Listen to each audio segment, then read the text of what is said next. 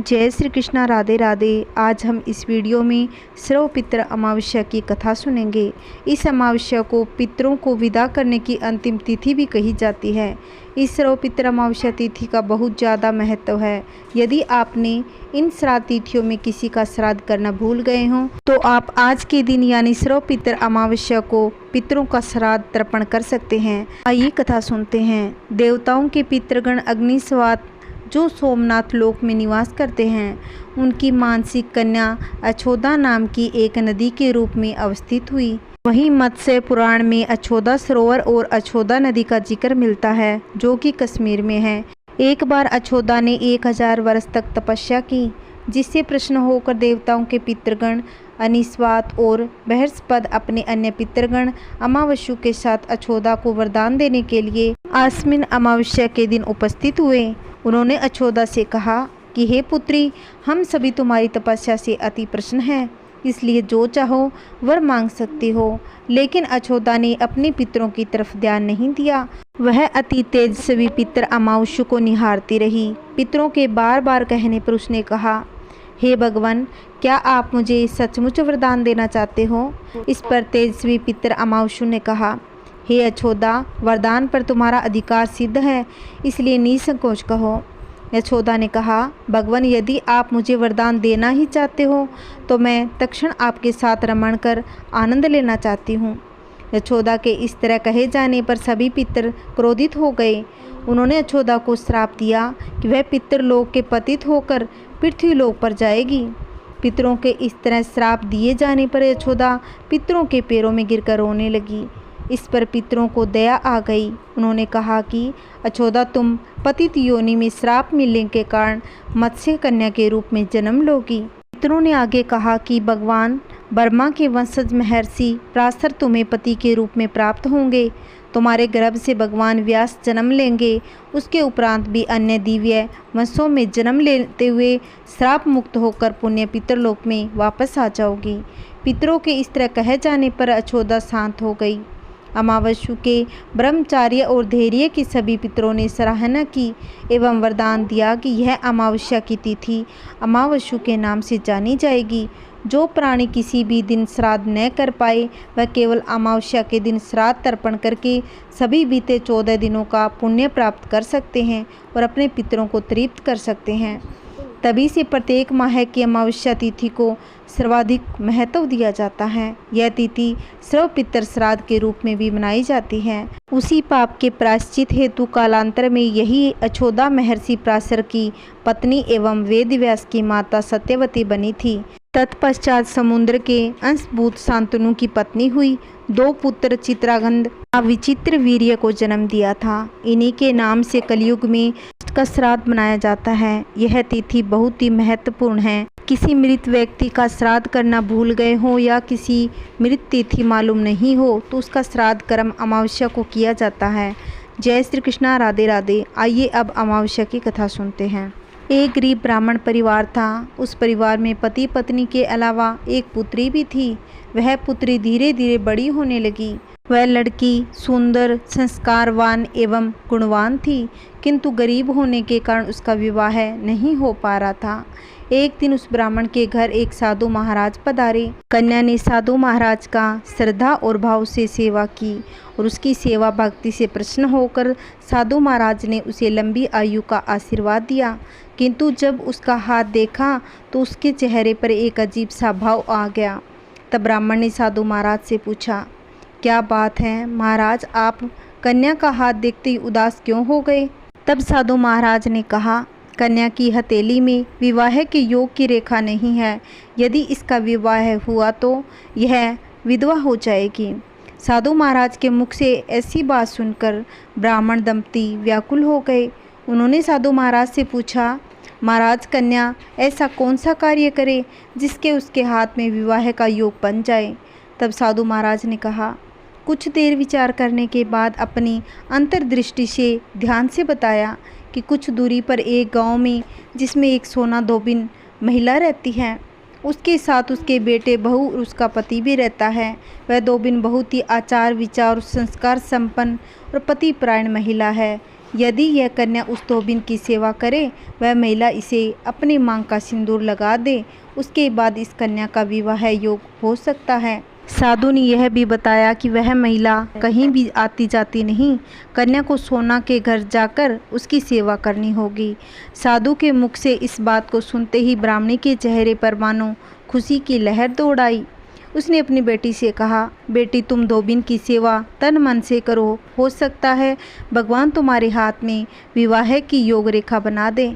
अगले ही दिन कन्या प्रातःकाल उठकर सोना धोबिन के घर जाकर साफ सफाई और अन्य काम करने लगी। सूर्योदय होने से पहले अपने घर आ जाती। यह सब रोज नियम से करने लगी।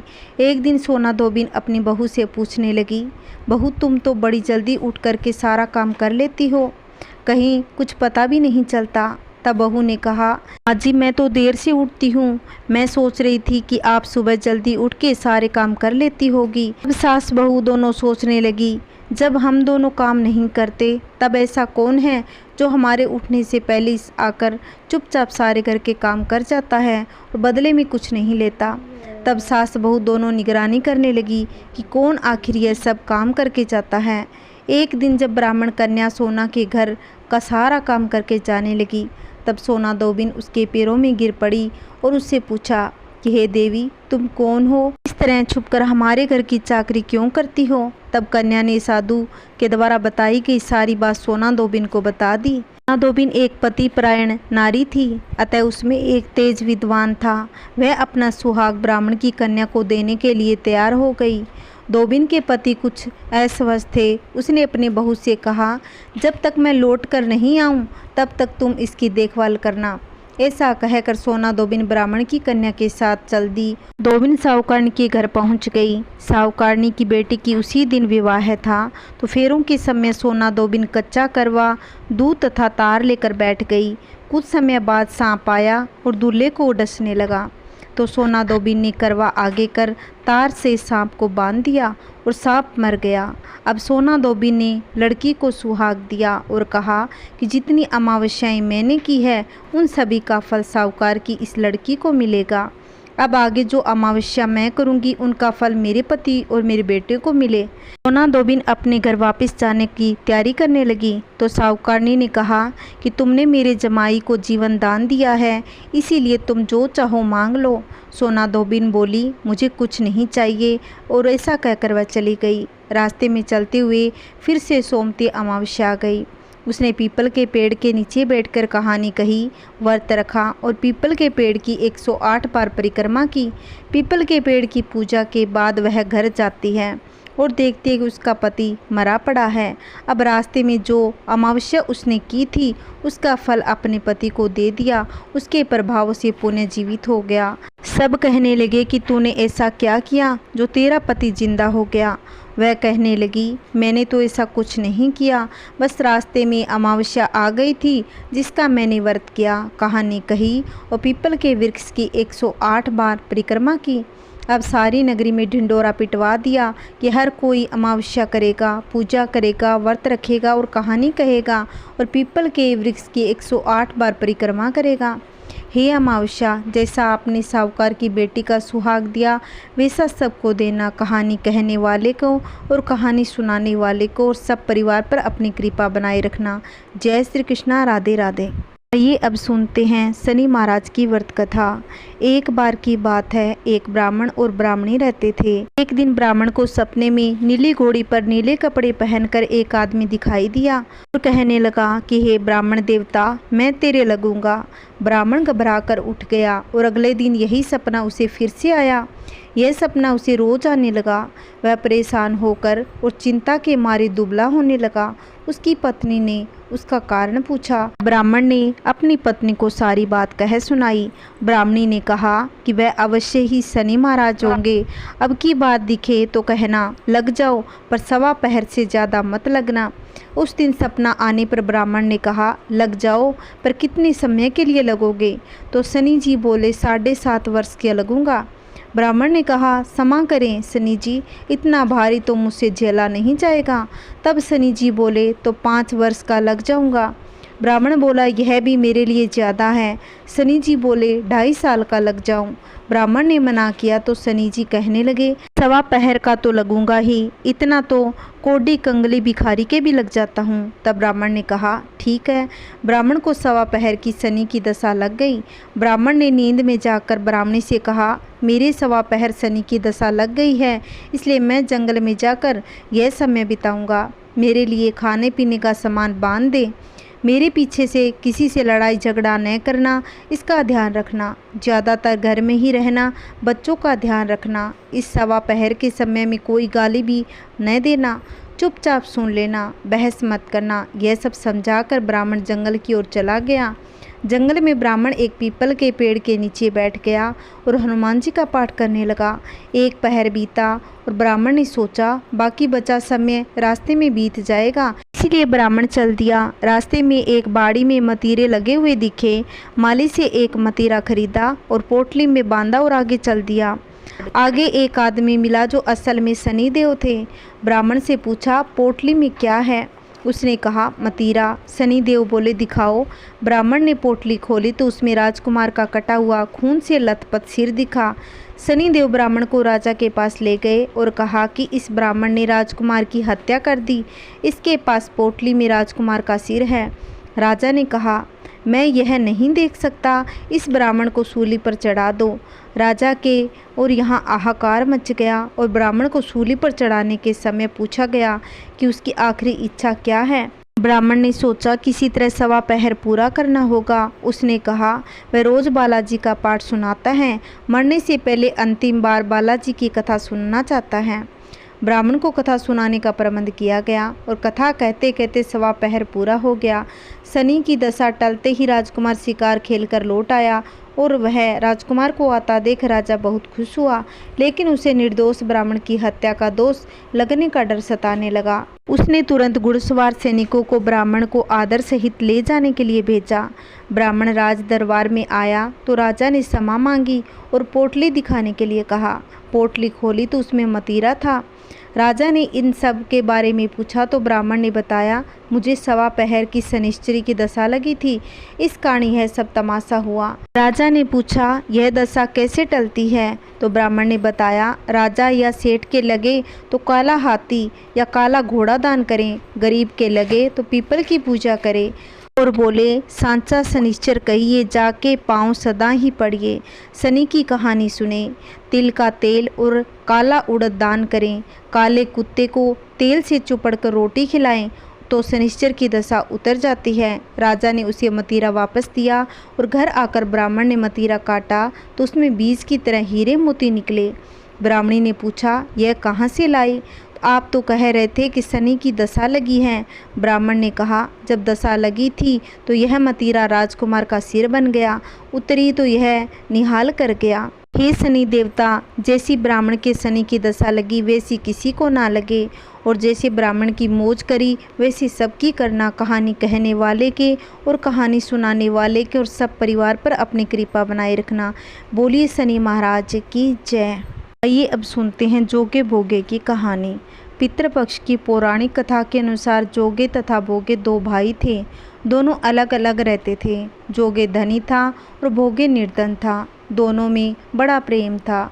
जोगे की पत्नी को धन का अभिमान था, किंतु भोगे की पत्नी बड़ी सरल हृदय की थी। पितृपक्ष आने पर जोगे की पत्नी ने उसे पितृ का श्राद्ध करने के लिए कहा तो जोगे इसे व्यर्थ का कार्य समझकर टालने की चेष्टा करने लगा, किंतु उसकी पत्नी समझती थी कि यदि ऐसा नहीं करेंगे तो लोग बातें बनाएंगे। फिर उसे अपने मायके वालों को दावत पर बुलाने और अपनी शान दिखाने का यह उचित अवसर लगा। बोली, आप शायद मेरी परेशानी की वजह से ऐसा कह रहे हो, किंतु इसमें मुझे कोई परेशानी नहीं होगी। मैं भोगे की पत्नी को बुला लूँगी, दोनों मिलकर सारा काम कर लेंगी। फिर उसने जोगे को अपने पीहर न्योता देने के लिए भेज दिया। दूसरे दिन उसके बुलाने पर भोगे की पत्नी सुबह सवेरे आकर काम में जुट गई। उसने रसोई तैयार की, अनेक पकवान बनवाए, फिर सभी काम निपटाकर अपने घर आ गई। आखिर उसे भी तो पितरों का श्राद्ध तर्पण करना था, इस अवसर पर न जोगे की पत्नी ने उसे रोका, न ही वह रुकी। शीघ्र ही दोपहर हो गई। पितर भूमि पर उतरे। जोगे भोगे के पितर पहले जोगे के यहाँ पर गए तो क्या देखा कि उसके ससुराल वाले वहाँ भोजन पर जुटे हुए थे। निराश होकर वे भोगे के यहाँ गए। वहाँ क्या हुआ, मातर पितरों के नाम पर अंगियारी दे दी गई। पितरों ने उसकी राख चाटी और भूखे ही नदी के तट पर जा पहुँचे। थोड़ी देर में सारे पितर इकट्ठे हुए तो अपने अपने यहाँ श्राद्ध की बड़ाई करने लगे। जोगे भोगे के पितरों ने भी अपनी आपबीती सुनाई। फिर वे सोचने लगे, अगर भोगे समर्थ होता तो शायद उन्हें भूखा न रहना पड़ता, मगर भोगे के घर में तो 2 चून की रोटी भी खाने को नहीं थी। यही सब सोचकर उन्हें भोगे पर दया आ गई। अचानक वे नाच गाकर गाने लगे, भोगे के घर धन हो जाए, भोगे के घर धन हो जाए। सांझ होने को हुई। भोगे के बच्चों को कुछ भी खाने को नहीं मिला था। उन्होंने माँ से कहा, कुछ भूख लगी है। तब उन्हें टालने की गरज से भोगे की पत्नी ने कहा, जाओ, आंगन में होंदी औंधी पड़ी है, उसे जाकर खोल लो, जो कुछ मिले बांट कर खा लेना। बच्चे वहां पहुंचे तो क्या देखा, होदी मोहरों से भरी पड़ी थी। वे दौड़े दौड़े माँ के पास पहुंचे, उसे सारी बात कह दी। आंगन में आकर भोगे की पत्नी ने यह सब कुछ देखा तो वह भी हैरान रह गई। इस प्रकार भोगे भी धनी हो गया, मगर धन धान्य पाकर भी वह घमंडी नहीं हुआ। दूसरे साल का पितृपक्ष आया तो श्राद्ध के दिन भोगे की स्त्री ने 56 प्रकार के व्यंजन बनाए। ब्राह्मण को बुलाकर श्राद्ध किया, भोजन कराया, दक्षिणा दी। जेठ जेठानी को सोने चांदी के बर्तनों में भोजन कराया। इससे पितृगण प्रसन्न होकर तृप्त हो गए। आइए अब पीपल देवता की कहानी सुनते हैं। एक सेठ सेठानी थे। सेठानी जी बहुत ही धार्मिक प्रवृत्ति की थी। वे रोज़ नियम से भगवान की पूजा पाठ करती। इसी तरह रोज़ नियम से पीपल को जल चढ़ाती, दिया लगाती और पीपल की पूजा भी करती। उनके कोई संतान नहीं थी, जिससे वो सेठ सेठानी बहुत दुखी रहते थे। सेठ और सेठानी दोनों बूढ़े होने लगे तो सेठ जी की चिंता बढ़ने लगी। तब एक दिन सेठानी ने एक तरकीब सोची। उन्होंने एक दाई को बुलाकर उसे कहा, मैं पेट से हूँ। 7वां महीना लगते ही उसने गोद भराई का कार्यक्रम रख लिया और पूरे गांव को बुलाया। उसने दाई से कह रखा था, जब किसी के यहाँ बच्चा हो उसे थोड़ी देर के लिए मेरे पास लाकर रुला देना, मैं तुझे 9 लाख हार दूंगी। तो दाई हार के लालच में मान गई। अब 9वां महीना पूरा होते ही एक दिन दाई ने किसी के यहाँ से बच्चा लाकर, जो अभी हुआ ही था, सेठ जी के यहाँ रुला दिया और सबको उसकी आवाज़ सुनाई और उसके बारे में गांव में कह दिया कि सेठानी के तो बेटा हुआ है। बच्चे के जन्म से 1.25 महीना होते ही सेठानी ने जलवा चूड़े का कार्यक्रम रखवा लिया। उसमें बच्चे के स्थान पर कटार को रखा। सब आए हुए मेहमानों ने पूछा कि कुंवर सा कहाँ है, तो उन्होंने कहा, कुंवर सा के नज़र लग जाएगी, इसलिए उसे बाहर नहीं निकालेंगे। ऐसा करते करते 6-7 साल बीत गए। अब सेठानी के बेटे को आज तक किसी ने नहीं देखा। अब सेठानी बोली, मेरा बेटा भी अब पढ़ने काशी जाएगा। तो इस बार सेठ जी भी सेठानी से पूछने लगा, मैंने स्वयं तेरे बेटे को आज तक नहीं देखा, तू किसे काशी भेजेगी। सेठानी सेठ जी से कहने लगी कि आप तो जैसे मैं कहती हूँ वैसा ही करो। अब सेठानी के बेटे को काशी पढ़ने भेज दिया गया और यही बात सबको बता दी गई। इस तरह दिन बीतने लगे और सेठानी का बेटा 16 साल का हो गया। अब एक दिन सेठानी जी सेठ जी से कहने लगी कि मेरे बेटे का विवाह करना है, आप एक सुंदर और सुशील कन्या ढूंढकर उससे मेरे बेटे की शादी करवा दो। तब सेठ जी सेठानी से कहने लगे, क्यों मेरे बुढ़ापे पर धूल झोंक रही हो, आज तक मैंने तेरे बेटे को नहीं देखा, मैं किसकी शादी करवा दूं। तब सेठानी जी कहने लगी कि आप तो कन्या ढूंढो, मेरा बेटा भी आ जाएगा। तब सेठ जी कन्या ढूंढने निकल गए। वो चलते चलते एक गांव में पहुँचे। वहाँ कुछ लड़कियाँ खेल रही थी। शाम हो गई, सब लड़कियां अपने अपने घर जाने लगी।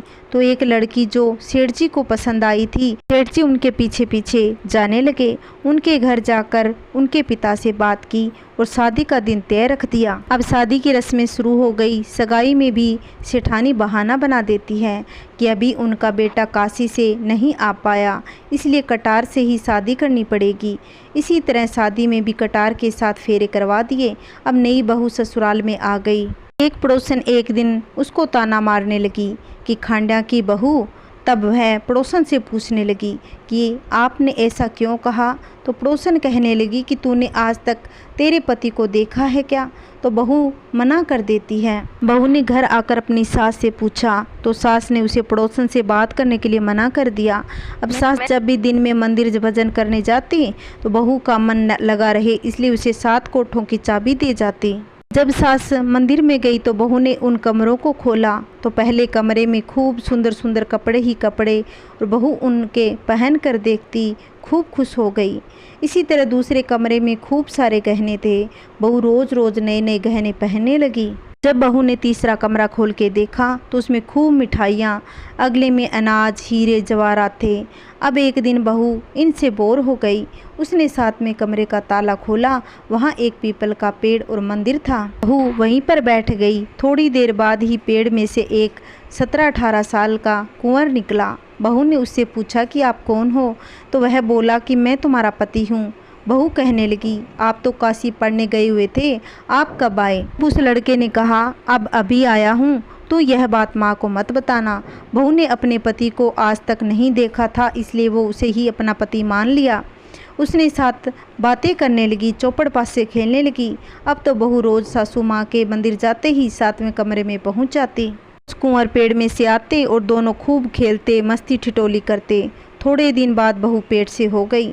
अब सेठानी और सेठ जी खूब चिल्लाए कि मेरा तो बुढ़ापा खराब हो गया, मैं तो लोगों को क्या मुँह दिखाऊंगी। अब सेठानी ने धीरे से और प्यार से बहू से पूछा, बहू से यह किसका बच्चा है। तो बहू ने बता दिया कि आपके बेटे का है, वे काशी से आ गए और 7वें कमरे में छुपे हुए हैं। आपके मंदिर जाने के बाद मैं रोज़ वहाँ जाती हूँ और हम दोनों वहाँ पर चौपड़ पास से खेलते हैं और बातचीत करते हैं और साथ समय भी व्यतीत करते हैं। तब सासू ने बहू से कहा कि तू अपने पति से कहना अब आपको आना ही पड़ेगा, मेरे 7वें की चूड़ी पहनाने का कार्यक्रम है। बहू ने अगले ही दिन जब पेड़ में से कुंवर निकला तो उसे यह बात बता दी। तो कुंवर ने उसे कहा कि माँ से कहना मैं आऊँगा। अब दोनों सास बहू दोनों निश्चित हो गई और 7वें चूड़ी पहनाने के कार्यक्रम में जब सारा गांव आया तो बहू को बिठाया गया। उसके बाद थोड़ी देर में ही 18-19 बरस का खूब गोरा और सुंदर कुंवर बहू के बाजू में आकर बैठ गया। सभी मेहमान चौंक गए, इतना सुंदर। कई औरतें तो बोली दी, किसी कारण सेठानी अपने बेटे को दिखाती नहीं थी कि उसे नज़र ना लग जाए। कार्यक्रम समाप्त हो गया तो कुंवर पुणे जाने लगा। तो बहू बोली कि अब आप कहीं नहीं जाओगे। अब उसने कहा मुझे जाना पड़ेगा। जैसे ही वो जाने लगा बहू भी उसके पीछे हो गई। जैसे ही वह पीपल के पेड़ के पास पहुंचा और सांप की केंचुली पहनने लगा वैसे ही बहू उसमें आग लगा दी।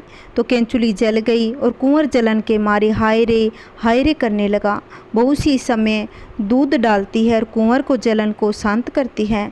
कुंवर अब बहू और सेठ सेठानी साथ रहने लगे। हे पीपल देवता, जैसे सेठ सेठानी को पुत्र दिया वैसे सबको देना। कथा कहानी कहते सुनते हुंकारा भरते सब परिवार को सुख संपत्ति देना। बोलिए विष्णु भगवान की जय। अगर आपको मेरी कहानी अच्छी लगती है तो वीडियो को ज़्यादा से ज़्यादा शेयर करना और लाइक करना और चैनल को सब्सक्राइब ज़रूर करके जाना।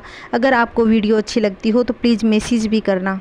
जय श्री कृष्णा, राधे राधे, ओम नमः शिवाय।